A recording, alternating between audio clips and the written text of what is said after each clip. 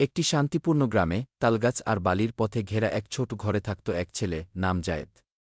তার বয়স মাত্র ১০ বছর, কিন্তু তার হৃদয় ছিল আল্লাহর ভয়ে পূর্ণ এবং সে ইসলাম সম্পর্কে জানার খুব আগ্রহী ছিল। প্রতিদিন সকালে সূর্য ওঠার আগেই জায়েদ ঘুম থেকে উঠে যেত। সে নরমভাবে চোখ মুছে অজু করত, মাথায় টুপি পরত আর বাবার সঙ্গে মসজিদের পথে রওনা হতো।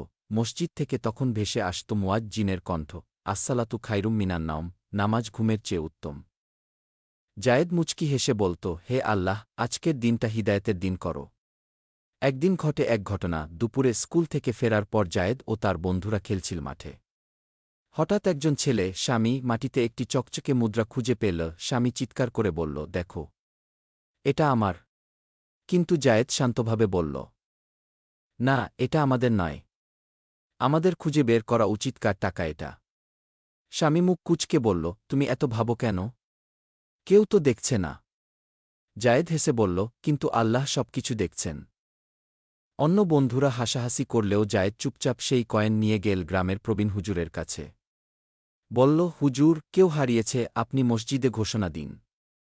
রাতে জায়েদের বাবা তার মাথায় হাত রেখে বললেন, আজ তুমি বড় পরীক্ষা দিয়েছ। রাসূল সাল্লাল্লাহু আলাইহি ওয়াসাল্লাম বলেছেন, তুমি যেখানে থাকো না কেন, আল্লাহকে স্মরণ করো।